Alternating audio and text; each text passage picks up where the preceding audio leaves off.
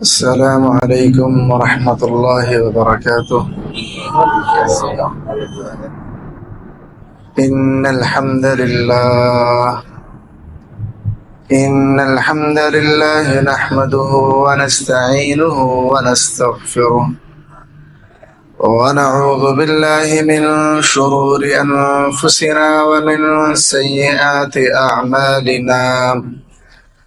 من يهده الله فلا مضل له ومن يضلل فلا هادي له، وأشهد أن لا إله إلا الله وحده لا شريك له، وأشهد أن محمدا عبده ورسوله. اللهم صل على محمد وعلى آل محمد كما صليت على إبراهيم وعلى آل إبراهيم إنك حميد مجيد.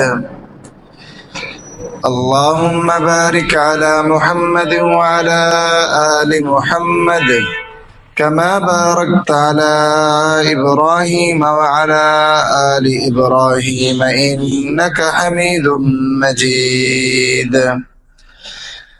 أعوذ بالله السميع العليم من الشيطان الرجيم من همزه ونفخه ونفثه.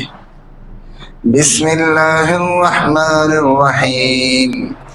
يا أيها الناس اتقوا ربكم الذي خلقكم من نفس واحدة وخلق منها زوجها وبث منهما رجالا كثيرا ونساء، واتقوا الله الذي تساءلون به والأرحام إن الله كان عليكم رقيبا.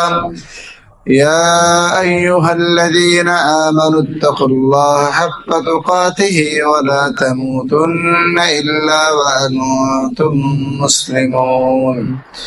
يا أيها الذين آمنوا اتقوا الله وقولوا قولا سديدا يصلح لكم أعمالكم ويغفر لكم ذنوبكم، ومن يطع الله ورسوله فقد فاز فوزا عظيما. أما بعد، فإن خير الحديث كتاب الله، وخير الهدي هدي محمد صلى الله عليه وسلم، وشر الأمور محدثاتها، وكل محدثة بدعة، وكل بدعة ضلالة، وكل ضلالة في النار. فإن آمنوا بمثل ما آمنتم به فقد اهتدوا. محترم بھائیو، صحابہ کرام رضوان اللہ اجمعین کی سیرت کے حوالے سے پچھلے خطبے کے اندر بھی گفتگو ہوئی ہے، اور آج کا خطبہ جمعہ بھی اسی حوالے سے ہے۔ صحابہ کرام رضوان اللہ اجمعین کا رسول کریم صلی اللہ علیہ وسلم سے تعلق کیسا تھا، اس تعلق کے حوالے سے آج کا خطبہ ہے۔ محترم بھائیو، آج رسول کریم صلی اللہ علیہ وسلم کے ہم کئی ایک فرامین سنتے ہیں جن میں بڑے زبردست دنیاوی فوائد ہمیں ملتے ہیں، لیکن ہم ان فرامین کو سن کر ان پر عمل نہیں کرتے، جبکہ وہی فوائد اگر کوئی دنیا کا آدمی، موجودہ امیر، طاقت والا، وہ کہے کہ آپ کو یہ فوائد ملیں گے، ہم اس کی بات مان لیتے ہیں اور وہ کام کرنا شروع کر دیتے ہیں۔ لیکن رسول کریم صلی اللہ علیہ وسلم کوئی عمل بتاتے ہیں، یہ عمل کریں آپ کے رزق میں اضافہ ہوگا، یہ کریں آپ کی زندگی پرسکون اور اطمینان والی ہو جائے گی، ہمیں ویسا یقین نہیں ہے۔ صحابہ کرام رضوان اللہ اجمعین کا جو رسول کریم صلی اللہ علیہ وسلم سے تعلق تھا نا، سب سے پہلے اپنے آپ پر یقین کمال درجے کا تھا۔ رسول کریم کی زبان سے بات نکل گئی ہے، بس یہی سچ ہے اور اس میں کوئی ذرہ بر شک نہیں ہو سکتا۔ یہ صحابہ کرام کا ایمان تھا۔ اب دیکھو، ایک 30 سے 40 دن کا سفر اس کے بارے میں یہ دعویٰ کیا جانا کہ ایک رات کے اندر ہی کر لیا گیا، چلے بھی گئے واپس بھی آ گئے، اور پھر اس سے بڑا دعویٰ کہ آسمانوں کی سیر کر لے کہ جس کا دعوے داری کوئی نہیں، آسمانوں پہ جانے کا کوئی انسان دعوے داری نہیں، اس کا دعویٰ کر دینا۔ یقیناً یہ ایک بڑی عجیب بات تھی اس وقت۔ رسول کریم صلی اللہ علیہ وسلم جب معراج سے واپس آئے، صبح کے وقت لوگوں کو بتایا۔ اب کچھ لوگ جناب ابو بکر صدیق رضی اللہ تعالیٰ عنہ کے پاس گئے اور جا کر کہا کہ اے ابو بکر، کیا تو سنتا ہے کہ تیرا ساتھی کیا کہہ رہا ہے؟ پوچھا کیا کہہ رہا ہے؟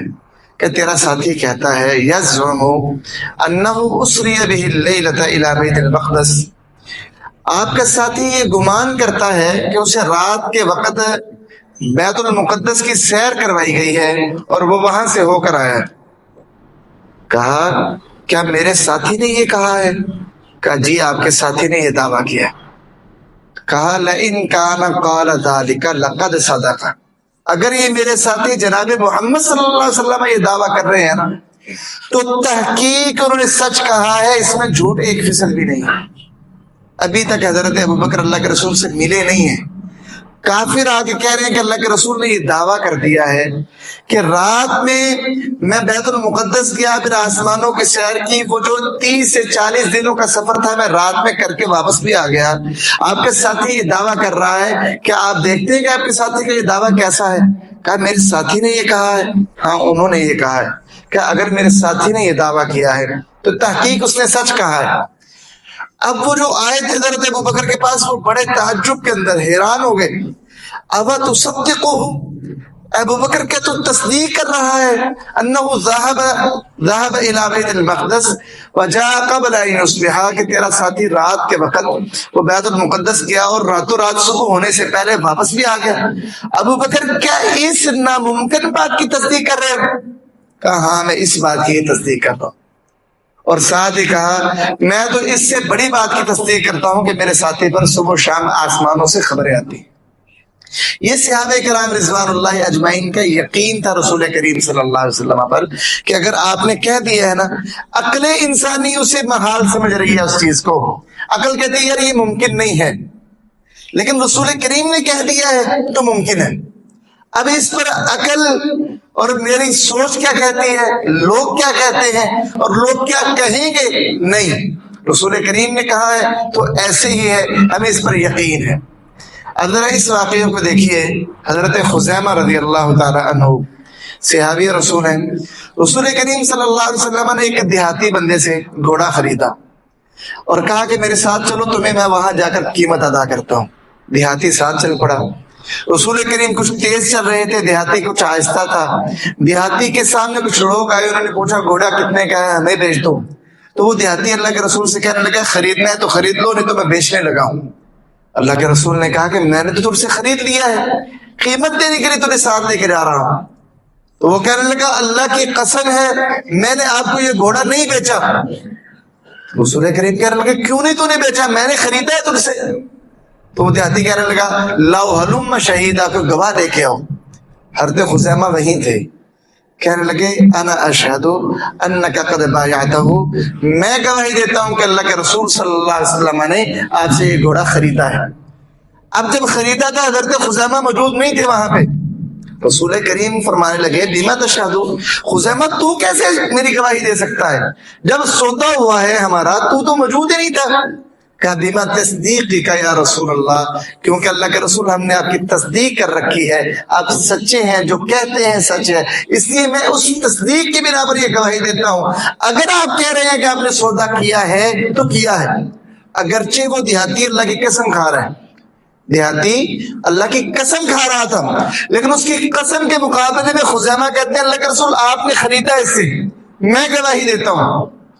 صحابہ کا یقین اس قدر تھا رسول کریم صلی اللہ علیہ وسلم۔ خوارج کے ساتھ جنگ کی ہے حضرت علی رضی اللہ تعالیٰ عنہ نے، جنگی صفین کے بعد رسول کریم نے خارجیوں کے بارے میں کہا کہ خارجی کچھ ایسے لوگ اسلام میں آئیں گے کہ قرآن پڑھیں گے تو تم اپنی قرات ان کے سامنے حقیر سمجھو گے، اتنا عمدہ قرآن پڑھیں گے، نمازیں پڑھیں گے تو تم اپنی نمازیں ان کے سامنے حقیر جانو گے، روزے رکھیں گے تو تمہارے روزے ان کے سامنے کمتر ثابت ہوں گے، لیکن وہ اسلام سے اس طرح نکل جائیں گے جس طرح تیر شکار سے نکل جاتا ہے۔ قرآن ان کی ہنسلی کی ہڈی سے نیچے نہیں گزرے گا، اور نمازیں بھی ان کی ایسی ہی ہوں گی۔ اور پھر رسول کریم صلی اللہ علیہ وسلم نے ان کے خلاف لڑنے کی ترغیب دی۔ حضرت علی رضی اللہ تعالیٰ نے جب جنگ کی نا خارجیوں کے ساتھ، تو اللہ کے رسول کی یہی حدیث حضرت علی کو یاد آئی۔ اللہ کے رسول نے اس فرمان کے آخر میں فرمایا تھا کہ اس گروہ کی نشانی یہ ہوگی، اس میں ایک آدمی ہوگا جس کا یہ بازو تو ہوگا لیکن بازو میں کلائی نہیں ہوگی، بازو کے آخر پہ اس کا گوشت کا لوتھڑا ہوگا، عورت کی چھاتی کی مانند ہوگا، اور اس پر سفید بال ہوں گے۔ تو حضرت علی رضی اللہ تعالیٰ عنہ نے اس گروہ کے خلاف جنگ کی۔ جنگ کے بعد حضرت علی نے کہا جاؤ بھائی، یہ گروہ خارجیوں کا ہے، جاؤ اس بندے کو ڈھونڈ کے لاؤ جس کی یہ نشانی اللہ کے رسول نے بیان کی ہے۔ لوگ گئے، ڈھونڈا، وہ بندہ نہیں ملا، آئے امیر المومنین نہیں ملا، کہا جاؤ ڈھونڈو وہ ملے گا، دوبارہ گئے، ڈھونڈا نہیں ملا۔ تیسری دفعہ لوگ جب آئے نا، امیر المومنین علی المرتضیٰ رضی اللہ تعالیٰ عنہ کہنے لگے اللہ کے رسول نے کہا ہے کہ ایسا بندہ ہوگا، تم کہہ رہے تو لشکر میں نہیں ملا، ایسے کیسے ہو سکتا ہے، میں خود جا کے ڈھونڈتا ہوں۔ صحیح مسلم میں کہ حضرت علی پھر خود اٹھے اور جا کے اس کو تلاش کیا، ایک جگہ لاشوں کا ڈھیر تھا، کہا لاشیں ہٹاؤ ساری، ہٹاتے گئے نیچے سے وہ بندہ مل گیا، کہا صدق اللہ وبلغ رسولہ، اللہ نے سچ کہا ہے اور اس کا سچا پیغام نبی نے پہنچایا ہے۔ یعنی کوئی بندہ اگر آ کر یہ کہتا نا صحابہ کو کہ ایسا نہیں ہے، حدیث میں موجود ہوتا ہے ایسا ہے، صحابہ کرام رضوان اللہ اجمعین رسول کریم پر اس قدر پختہ یقین رکھتے تھے کہ ایک دفعہ بھی ذرا سا اس پر شک نہیں کرتے تھے۔ شاید کا لفظ ہی نہیں تھا ان کی لغت میں کہ رسول کریم نے فرما دیا ہے تو اب ایسا ہونا ہی ہے۔ وہ روزہ خاک والی روایت تو آپ نے بکثرت سن رکھی ہے کہ رسول کریم نے حضرت علی، ابو مرثد، حضرت زبیر کو بھیجا، جاؤ روزہ خاک نامی جگہ پر، جب فتح مکہ ہوا ہے تو روزہ خاک نامی جگہ پر تمہیں ایک عورت ملے گی، اس کے پاس ایک خط ہے، وہ لے کے آؤ۔ حضرت علی کہتے ہیں ہم شاہ سوار تھے، ہم وہاں پہنچے، ایک عورت ہمیں ملی، اون پہ سوار تھی، ہم نے اس سے کہا کہ آپ کے پاس ایک خط ہے وہ دے دو، عورت کہنے لگی میرے پاس خط نہیں ہے، کہتے ہم نے اس کی تلاشی لی، اس کے پاس خط نہیں تھا۔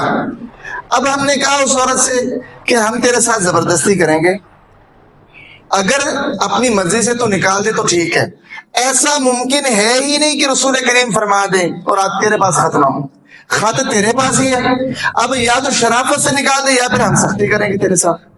تو جب اس عورت نے دیکھا نا کہ ان کا سخت رویہ، یہ ٹلنے والے نہیں ہیں، انہیں جس نے بھیجا ہے اس پر یقین ہی ایسا ہے کہ یہ میری بات مانیں گے نہیں۔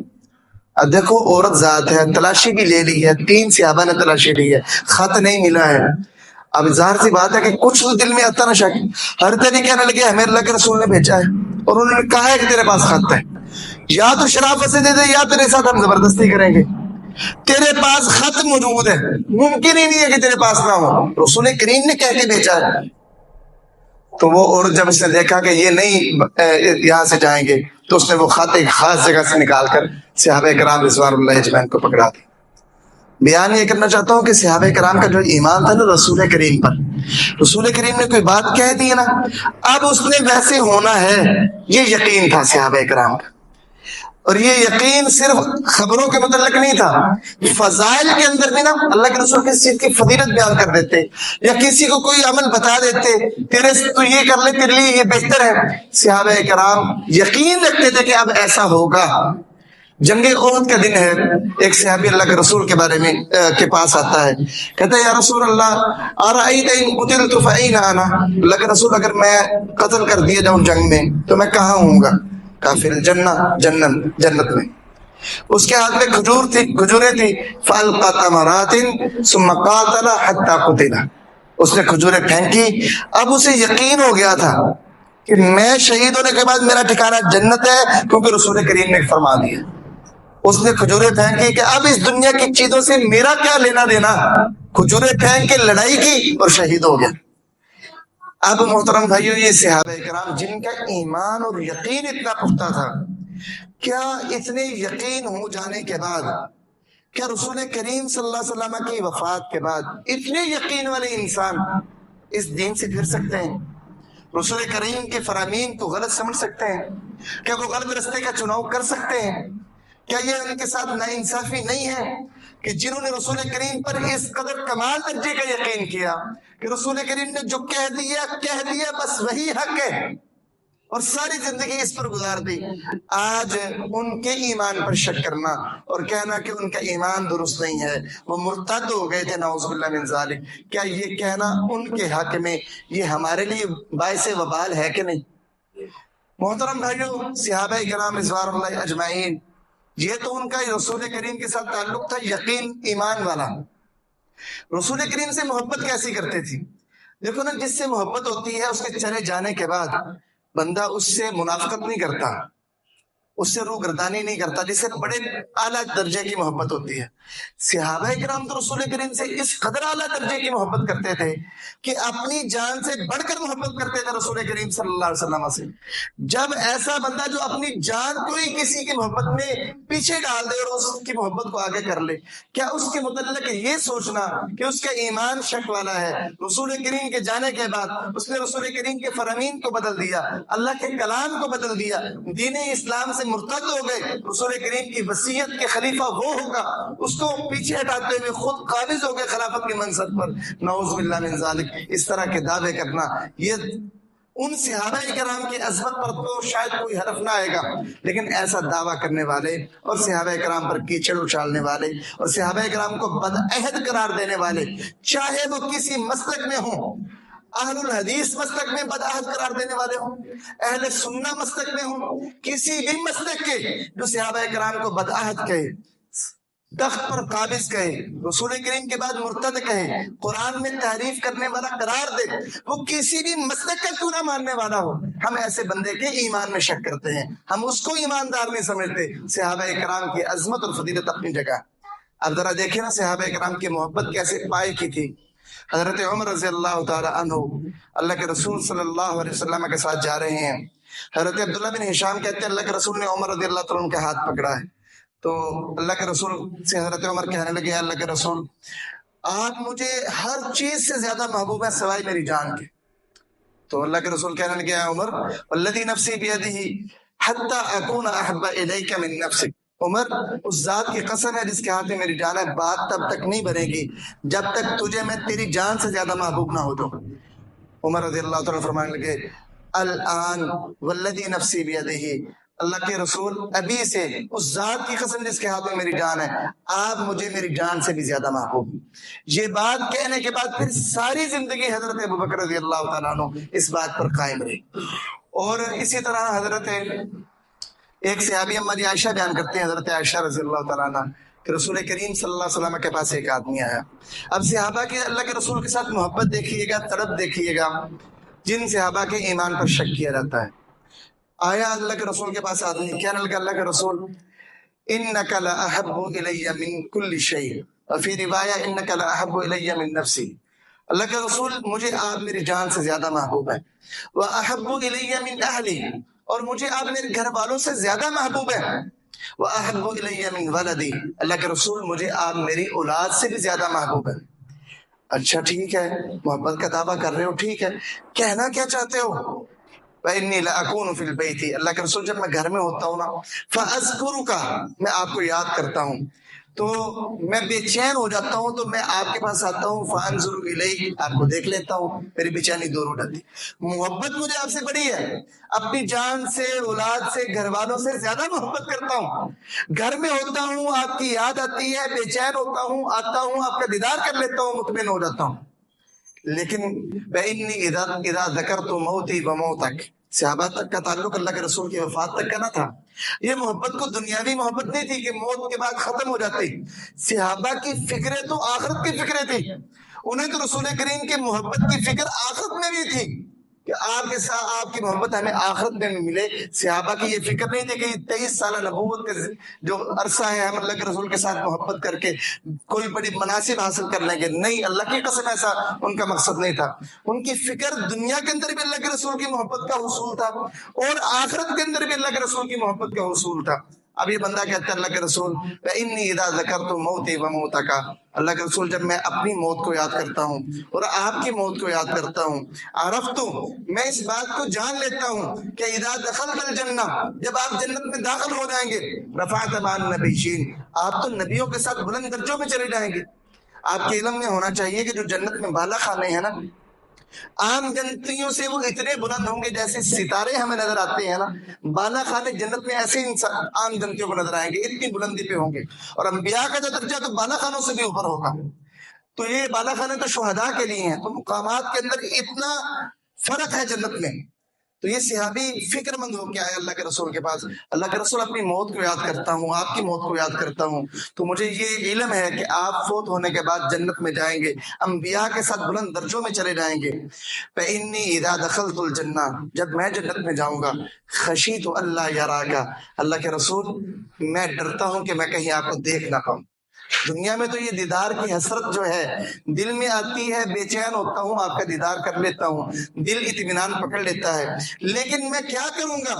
جنت تو مجھے مل جائے گی، جنت میرا فقط مطلوب نہیں ہے، اگرچہ جنت مجھے مطلوب ہے لیکن فقط جنت مطلوب نہیں ہے۔ اللہ کے رسول جنت میں چلا جاؤں گا، جنت کی اتنی فکر نہیں ہے، اللہ کے رسول جنت میں جا کے ڈرتا اس بات سے ہوں کہ میں آپ کو دیکھ نہیں پاؤں گا۔ اللہ کے رسول خاموش، کیا جواب دیتے؟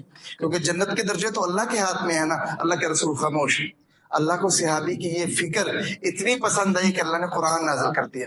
اللہ کے رسول فرماتے، اما جی عائشہ فرماتی ہیں کہ اس بات پر اللہ کے رسول خاموش ہو گئے، جبریل وحی لے کر آ گئے، من یطع اللہ والرسول فاولئک مع الذین انعم اللہ علیہم من النبیین والصدیقین والشہداء والصالحین وحسن اولئک رفیقا، جو اللہ اور اس کے رسول کی اطاعت کرے گا بس یہی لوگ انعام یافتہ لوگوں کے ساتھ ہوں گے قیامت والے دن، انبیاء کے ساتھ ہوں گے، صدیقین کے ساتھ ہوں گے، شہداء کے ساتھ ہوں گے، اور یہ اچھے رفیق ہیں۔ اب صحابی کی فکر کیا تھی؟ اللہ کے رسول جنت میں تو چلا جاؤں گا، عمل کر رہا ہوں نیک، اللہ تعالیٰ سے بڑی جنت کی امید ہے، جنت تو حاصل کر لوں گا، لیکن جنت میں آپ کا دیدار نہ ہوا تو کیا ہوگا؟ یہ ڈر رہا ہے صحابی، اتنا اسے اطمینان اس کا اتنا چلا گیا، بے چین اس قدر ہو گیا کہ اللہ کے رسول کے پاس سوال لے کر آ گیا۔ اللہ کے رسول دنیا میں تو آپ کا دیدار کر لیتے ہیں، دل چین میں آ جاتا ہے، قیامت والے دن کیا کریں گے، جنت میں ہم کیا کریں گے؟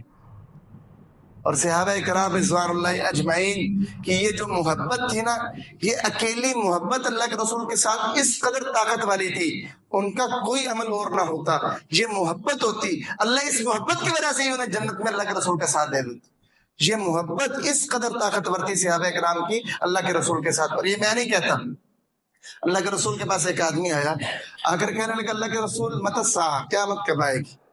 کہا ما اعددت لها، قیامت کی کیا تو نے تیاری کر رکھی ہے؟ کہا لا شیئا، کچھ بھی تیاری نہیں کی، کوئی خاص تیاری میری نہیں ہے، فرض نمازیں پڑھ چھوڑتا ہوں، روزے رکھ لیتا ہوں، تیاری شیاری کوئی نہیں ہے میری، صرف ایک چیز ہے، انی احب اللہ ورسولہ، میں اللہ اور اس کے رسول سے محبت کرتا ہوں، بس میری تیاری یہ ہے، میں اللہ اور اس کے رسول سے محبت کرتا ہوں، اور قیامت کی میری تیاری کوئی نہیں۔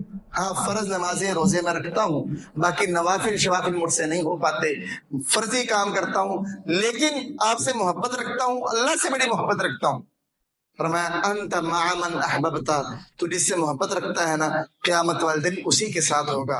حضرت انس کہتے ہیں جب اللہ کے رسول نے یہ بات کی نا، فما فرحنا بشیء فرحنا بقول النبی صلی اللہ علیہ وسلم انت مع من احببت، صحابہ کرام کو زندگی بھر کسی چیز نے اتنا خوش نہیں کیا تھا جتنا خوش اللہ کے رسول کے اس فرمان نے صحابہ کو کیا کہ تم قیامت والے دن اس بندے کے ساتھ ہوں گے جو جس سے تم محبت کرتے ہو، اور ہم تمام صحابہ اللہ کے رسول سے محبت کرتے تھے، تو گویا یہ تمام صحابہ کو جنت کا سرٹیفکیٹ تھا کہ تم چونکہ اللہ کے رسول کے ساتھ محبت کرتے ہو، قیامت کے دن تمہارا اکٹھ جو ہوگا وہ اللہ کے رسول کے ساتھ ہوگا۔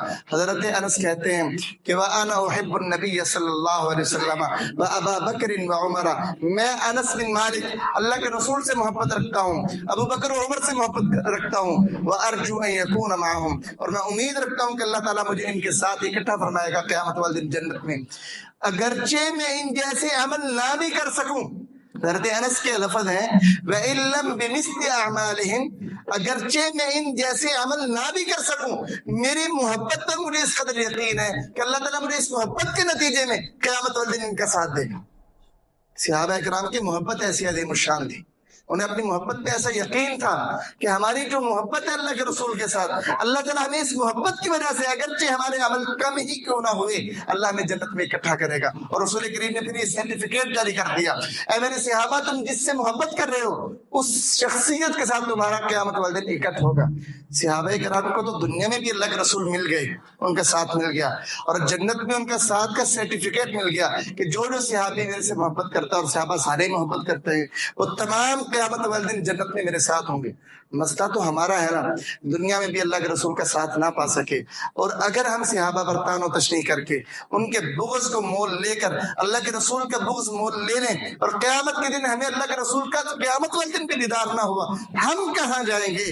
صحابہ کرام تو دنیا میں بھی اپنی آنکھیں ٹھنڈی کر چکے اللہ کے رسول کے دیدار سے، اور اللہ کے رسول نے انہیں یہ سرٹیفکیٹ دے دیا قیامت کے دن بھی تمہیں میرا دیدار بھی ملے گا، میرا ساتھ بھی ملے گا۔ ہمیں تو کوئی سرٹیفکیٹ نہیں نہ دیا گیا، نہ دنیا میں دیدار ہو پایا۔ اگر آخرت میں بھی ہمارے اس رویے کی وجہ سے، صحابہ دشمنی کی وجہ سے اللہ کے رسول نے ہمیں اپنا دیدار نہ کروایا، اپنا ساتھی نہ بنایا، تو یارو ہم کہاں جائیں گے؟ آج اس بات پر بھی تو سوچنا چاہیے نا۔ اللہ کے رسول تو دنیا میں انہیں سرٹیفکیٹ دے دی، دنیا میں دیکھ چکے ہو، آخرت میں بھی دیکھو گے، ساتھی بھی میرے تم ہوں گے آخرت میں، اللہ کے رسول سرٹیفکیٹ دے چکے۔ مسئلہ تو ہمارا ہے نا، دنیا میں ساتھی بن نہ سکے، اور قیامت والے دن بھی اگر ہمارے یہ رویے رہے، صحابہ پر اعتراضات رہے، صحابہ پر طعن و تشنیع رہی، صحابہ کو غلط کہتے رہے، صحابہ کے خلاف تلواریں نکالنے کی باتیں کرتے رہے، اور طرح طرح کے الزامات صحابہ پہ لگاتے رہے، صحابہ کو بدعہد کہتے رہے۔ حضرت امیر معاویہ کو بدعہد کہا ہے چند دن پہلے ہمارے مسلک اہل حدیث کے ایک بندے نے، اگرچہ وہ مسلک اہل حدیث کا، میں ہرگز اس کا دفاع نہیں کروں گا، جو صحابہ کو بدعہد کہے گا، اللہ کی قسم ہمارے نزدیک وہ بدعہد ہے، وہ بے ایمان ہے، اگرچہ وہ کتنے بڑے مرتبے پر کیوں نہ ہو، صحابہ سے بڑا کوئی نہیں ہے ہمارے نزدیک۔ جو صحابہ کے ایمان پہ شک کرے گا، ان کو بدعہد کہے گا، وہ چاہے ہمارے مسلک کا کیوں نہیں ہے، انشاءاللہ العظیم ہم اس کا دفاع نہیں کریں گے، ہم کہیں گے یہ بدعہد بندہ، صحابی بدعہد نہیں ہے۔ محترم بھائیوں، صحابہ کرام رضوان اللہ اجمعین، یہ تھی ان کی محبت نبی کریم صلی اللہ علیہ وسلم کے ساتھ۔ اب ذرا احترام اور محبت کا ایک نادر واقعہ وہ بھی سنیں، پہلے بھی سنایا ہے۔ عروہ بن مسعود ثقفی مشرک ہے، بعد میں مسلمان ہوئے۔ ابھی جب یہ واقعہ انہوں نے دیکھا، صلح حدیبیہ کا موقع ہے، رسول کریم کے پاس مشرکین کے ایلچی بن کے آئے ہیں، اللہ کے رسول کے ساتھ گفتگو کر رہے ہیں۔ واپس مشرکین کے پاس جا کر نا صحابہ کی محبت پر ایک تبصرہ کرتے ہیں۔ عروہ بن مسعود واپس جا کر صحابہ کی محبت پر ایک تبصرہ کرتے ہیں، اور تبصرہ بڑا دیکھنے والا ہے۔ وہ تبصرہ کیا ہے؟ کہتے ہیں اے قومی، اے میری قوم کے لوگوں، اے مکہ کے لوگوں، واللہ لقد وفدت علی قیصر و کسری والنجاشی، اللہ کی قسم میں قیصر کے دربار میں بھی وفد لے کر گیا ہوں، سفیر بن کے گیا ہوں، کسریٰ کے دربار میں بھی گیا ہوں، نجاشی کے پاس بھی گیا ہوں۔ واللہ ان رأیت ملکا قط يعذبه اصحابه ما يعذب اصحاب محمد صلی اللہ علیہ وسلم محمد، اللہ کی قسم کوئی ایک بادشاہ میں نے نہیں ایسا دیکھا جس کے ساتھی اس کی ایسی تعظیم کرتے ہوں، ایسا احترام کرتے ہوں اس کا، جیسا احترام اور تعظیم نبی کریم صلی اللہ علیہ وسلم کے ساتھی نبی کریم کی کیا کرتے ہیں۔ واللہ ان تنخم نخامتا، اللہ کی قسم اگر نبی کریم اپنا تھوک پھینکتے ہیں، وہ تھوک بھی کسی صحابی کے ہاتھ میں کرتا ہے، فجعل يدلك بها جلدہ ووجہہ، وہ اس تھوک کو اپنے چہرے پہ مل لیتا ہے، اپنے جلد پہ مل لیتا ہے۔ وَإِذَا أَمَرَهُمْ ابْتَدَرُوا أَمْرَهُ، وہ ابھی حکم دیتا ہی ہے، صحابہ اس کے حکم کو پورا کرنے میں جلد بازی سے کام لیتے ہیں، کوئی سستی نہیں دکھاتے۔ وَإِذَا تَوَضَّأَ كَادُوا يَقْتَتِلُونَ عَلَى وَضُوئِهِ، نبی وضو کرتا ہے، وضو کا پانی زمین پہ نہیں گرتا، صحابہ جلدی جلدی ہاتھ نیچے کرتے ہیں، وضو کا پانی ہمارے ہاتھوں پہ گرے اور ہم اس پانی مبارک پانی کو لے لیں۔ اور جب وہ بات کرتا ہے، فَإِذَا تَكَلَّمَ، جب وہ نبی بات کرتا ہے، خَفَضُوا أَصْوَاتَهُمْ عِندَهُ، اپنی آوازوں کو وہ پست کر لیتے ہیں، بلند آوازیں سے بولتے نہیں ہیں۔ اور جس وقت وہ بات کر رہا ہوتا ہے، صحابہ اکرام نبی کو آنکھیں اٹھا کے دیکھتے نہیں ہیں۔ ایسی تعظیم میں نے دنیا کے کسی بادشاہ کی نہیں دیکھی۔ یہ عروہ بن مسعود ابھی اسلام نہیں لائے، غیر مسلم ہیں، مکہ کے لوگوں کو جا کے تبصرہ سنا رہے ہیں صحابہ اکرام کا، ان صحابہ اکرام کا کہ جن پر مرتد ہونے کا نعوذ باللہ ٹائٹل لگا دیا، وہ نبی کی تھوک کو نیچے نہیں گرنے دیتے۔ اور اسی طرح جب نبی کریم، حضرت انس کہتے ہیں نبی کریم صلی اللہ علیہ وسلم کے حجام جب بال کاٹتا تھا نا، صحابہ اکرام ان بالوں کو زمین پر نہیں گرنے دیتے تھے، ان بالوں کو اکٹھا کر لیتے اور اپنے پاس سنبھال کے رکھا کرتے تھے۔ بال کتنے باریک ہیں، نیچے گری جاتے ہیں، لیکن اللہ کے رسول کے ساتھ صحابہ کو محبت ایسی عظیم الشان تھی کہ ان بالوں کو بھی زمین پر نہیں گرنے دیتے تھے۔ اور پھر حضرت ابو ایوب انصاری رضی اللہ تعالیٰ عنہ کا واقعہ، اللہ کے رسول جب ہجرت کر کے مدینے گئے ہیں تو حضرت ابو ایوب انصاری کے گھر تشریف فرما، آپ وہاں پہ آپ نے رہائش اختیار کی۔ اللہ کے رسول نچلے گھر پورشن میں تھے، ابو ایوب اوپر تھے، رات کا وقت تھا، ابو ایوب کو سوچ آئی، فانتبہ ابو ایوب لیلۃ، رات کو بیدار ہوئے ابو ایوب، سوچا نمشی فوق رسول اللہ صلی اللہ علیہ وسلم، ہم تو رسول کریم کے اوپر چل رہے ہیں، ہم تو اوپر والی بلڈنگ میں اللہ کے رسول کے اوپر چل رہے ہیں۔ فتنحوا فباتوا فی جانب، ایک سائڈ پہ ہٹ کے پوری رات، صحیح مسلم کے اندر یہ حدیث ہے، پوری رات ایک کنارے پہ سمٹ کر گزار دی کہ نیچے رسول کریم ہے، ہم ان کے اوپر گستاخی نہ ہو جائے۔ یہ محبت کا عالم ہے، رات پوری ایک کونے پہ سمٹ کے گزار دی۔ صبح ہوئی ہے، ابو ایوب انصاری کہنے لگے اللہ کے رسول رات اس طرح گزاری ہے، آپ اوپر تشریف لے جائے، ہم نیچے رہیں گے، ہم سے یہ گستاخی نہ کروائیے۔ اللہ کے رسول کہنے لگے اے ایوب نیچے میرے لیے آسانی ہے۔ کہ اللہ کے رسول جس چھت کے نیچے آپ ہوں گے میں اس چھت کے اوپر نہیں جاؤں گا، میرا ایمان ہی گوارا نہیں کرتا۔ اللہ کے رسول نے جب اس محبت اور اس اصرار کو دیکھا، اللہ کے رسول نے اپنی رہائش اوپر رکھ لی، ابو ایوب کو نیچے بھیج دیا۔ صحابہ اکرام اس قدر بھی، حالانکہ بظاہر دیکھیں اس میں کوئی اتنا حرج محسوس نہیں ہوتا، لیکن صحابہ کا ایمان تھا، ان کا احترام تھا رسول کریم کے ساتھ، ان کی محبت تھی، پوری رات ایک کونے میں گزار دی۔ دل میں خیال آیا اللہ کے رسول تو نیچے ہیں، اب اللہ کے رسول نیچے ہوں، ابو ایوب اوپر چلے، ایسا تو ممکن نہیں ہو سکتا۔ صحابی کی زندگی میں اس قدر گستاخی دی اللہ کے رسول کی، اس صحابی سے تو نہ ہو پائے گی۔ صحابی رسول پوری رات ایک سائڈ پہ ہو کر گزار دی، لیکن درمیان میں سوئے نہیں ہیں کہ کہیں انجانے میں رسول کریم نیچے ہوئے ہم اوپر ہوئے گستاخی نہ ہو جائے۔ پوری رات گزار کر صبح اللہ کے رسول کی خدمت میں عرض کر کے، اصرار کر کے آپ کو اوپر والی جانب بھیج دیا اور خود نیچے رہنے لگے۔ یہ صحابہ کرام رضوان اللہ اجمعین کا رسول کریم سے تعلق تھا۔ اسی طرح محترم بھائیوں، صحابہ کرام رضوان اللہ اجمعین رسول کریم کے ساتھ تعلق کس طرح رکھتے تھے؟ حضرت ابو بکر، اللہ کے رسول غیر موجود ہیں، اللہ کے رسول کی غیر موجودگی میں حضرت ابو بکر مصلی امامت پہ کھڑے ہو گئے ہیں، اللہ کے رسول تشریف لائے ہیں، پیچھے کھڑے ہو گئے پہلی صف میں۔ اب پیچھے سے لوگوں نے تالیاں بجا کے کہا اللہ کے رسول آ گئے ہیں۔ حضرت ابو بکر نے جب پیچھے دیکھا پیچھے ہٹنے لگے، اللہ کے رسول حکم دے رہے ہیں، فاشار الیہ ان امکث مکانک، آپ نے اشارہ کیا ابو بکر اپنی جگہ کھڑے رہ کے نماز پڑھاؤ، اللہ کے رسول نے حکم دیا۔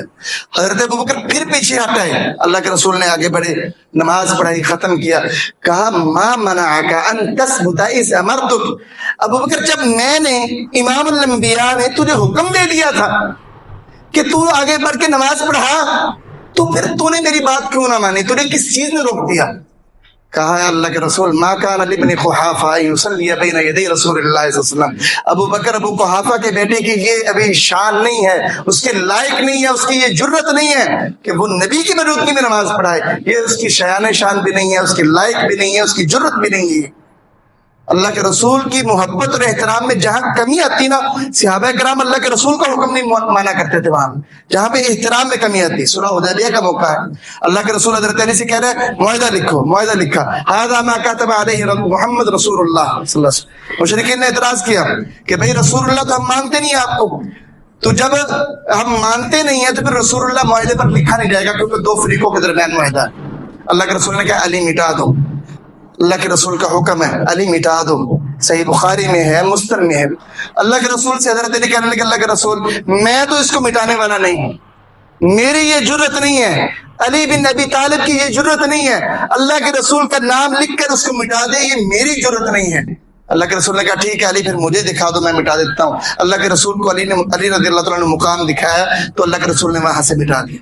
मोहतरम भाइयों, ये सहाबा कराम जो इस कदर अदना दर्जे में भी रसूल करीम के एहतराम में कमी नहीं आने देते थे और इतनी अजीम शान मोहब्बत करते थे, उन सहाबा कराम की मोहब्बत पर फिर उनके ईमान पर शक करते हुए उन्हें दायरे इस्लाम से खारिज करार देना, उन्हें बदअहद करार देना, अल्लाह के रसूल की आल के साथ उन्हें ज्यादती करने वाला करार देना, ये अल्लाह की कसम सहाबा कराम से, सिर्फ सहाबा कराम से नहीं, इस्लाम के साथ ज्यादती है ये जो ये लोग कर रहे हैं। अगर सहाबा कराम की शख्सियत महफूज न रही, रसूल करीम का एक फरमान भी महफूज नहीं रहेगा, क्योंकि सहाबा कराम की फरामीन को हम तक पहुंचाने वाले सहाबा कराम हैं। और जब सहाबा कराम बेईमान करार पा गए, बदअहद करार पा गए, हम ये जितनी हदीसें पढ़ते हैं ना, रसूल करीम के जितने फरमीन सुनाते हैं, इनमें से एक फरमान भी फिर सही नहीं होगा, क्योंकि इन फरामीन को हम तक पहुंचाने वाले सहाबा कराम थे। अगर उनका ईमान मशकूक है ना, फिर ये तमाम अहादीसें भी मशकूक करार पाएंगे। अगर अहादीसों को और दीन को बचाना चाहते हो, सहाबा कराम पर कभी कंप्रोमाइज ना करें। अल्लाह ताला हमें सहाबा कराम से सही तरीके से मोहब्बत करने की तौफीक अता फरमाए। हमारे